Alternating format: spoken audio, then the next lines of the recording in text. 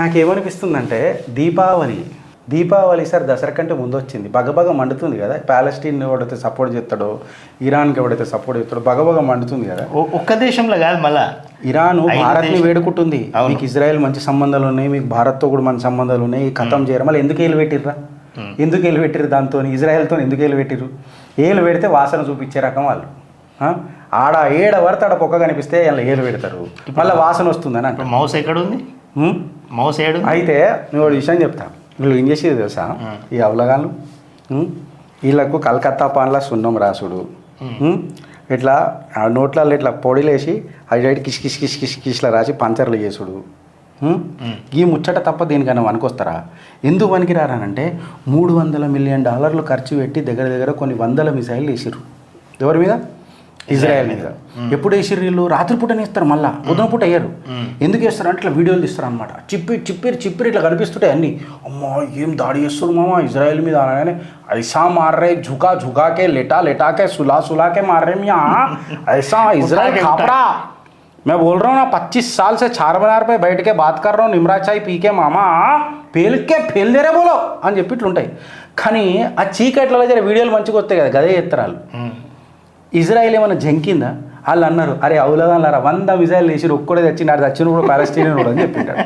వీళ్ళు ఏమన్నా తూచుని ఇతర మారే కూర్చునే మరా ఐసా కైసా అవుతాం యా అని ఇట్లా మాట్లాడుకోరు.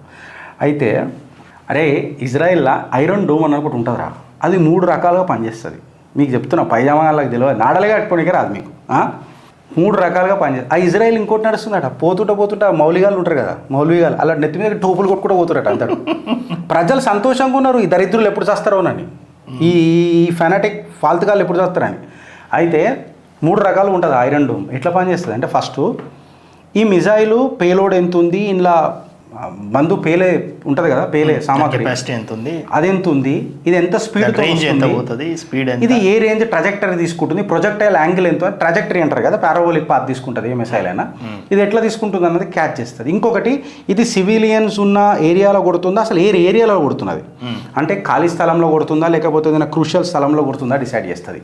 ఇంకొకటి ఏం డిసైడ్ చేస్తుంది అని అంటే, యాక్చువల్ సోర్స్ ఏడికని ఫైర్ అయింది, ఇది ఏడ ఫైర్ అయింది, ఎంత డిస్టెన్స్లో వస్తుంది, ఏడ స్ట్రైక్ చేస్తుంది, ఈ 3 భాగాలు క్యాలిక్యులేట్ చేస్తుంది. ఇప్పుడు అది పోయి వేరే దగ్గర ఏమైనా పడుతుంది అనుకో, పడని లైట్ తీసుకో అని ఊపుకుంటారు. అదే మా దగ్గర పడుతుందంటే మాత్రం పేల్చి పడేస్తారు దాన్ని, నాన్న టకటకటక పేల్చేస్తారు. ఇంకో 3వది ఏం చేస్తుంది తెలుసా? మీ సూత్రాలను పెట్టేస్తాడు వచ్చి. అప్పుడు మీరు అంటారు మళ్ళీ ఇప్పుడు ఎవడు కావాల్సి వచ్చింది, మళ్ళీ భారతే కావాల్సి వచ్చింది.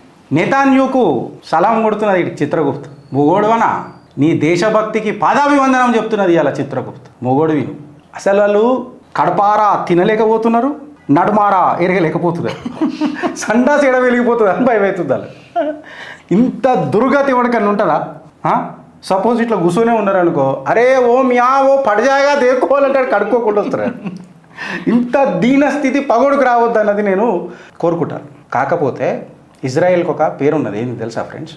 సామాన్యుల మీద ఇజ్రాయెల్ దాడి చేయదు, ఓన్లీ ఇస్లామిక్ రాడికల్స్ మీద ఇజ్రాయెల్ దాడి చేస్తుంది. ఇజ్రాయెల్కు ఉన్న దేశభక్తికి చిత్రగుప్తు పాదాభివందనం చేస్తారు. వాళ్ళ ప్రతిపక్ష నాయకులు కూడా ఇట్లాంటి సమయంలో ఒక్కటై అందరూ నిలబడ్డారు. అదే ఇప్పుడు మన దగ్గర ఉండే ఐసా కైసా మారితే అట్టెట్లా చేస్తారు, ఇట్లెట్లా చేస్తారు, ఓ ఎన్ని ఉంటాయి అనుకున్నావు ఇక ఆట. ఈడ అందరూ ఒకటై మాట్లాడుతున్నారు. అది ఇజ్రాయెల్ అంటే. 60 లక్షల మంది ఇజ్రాయిల్ ఉచ్చ ఓపిస్తారు కొడుకులకు, ఉచ్చ 100 కోట్ల మనం ఎంత చేయాలి. ఇది గట్టికి కావాలని అంటే రిలీజన్ హిందుత్వ, మన జాతి భారతీయ అన్న ఐక్యత వస్తేనే ఇది సాధ్యమవుతుంది. ఈ ఐక్యత ఎందుకంటే మే భారత్ కా और भारत देश मेरा, मैं रहूं या ना रहूं, भारत अपना देश रहना चाहिए. भारत माता की जय.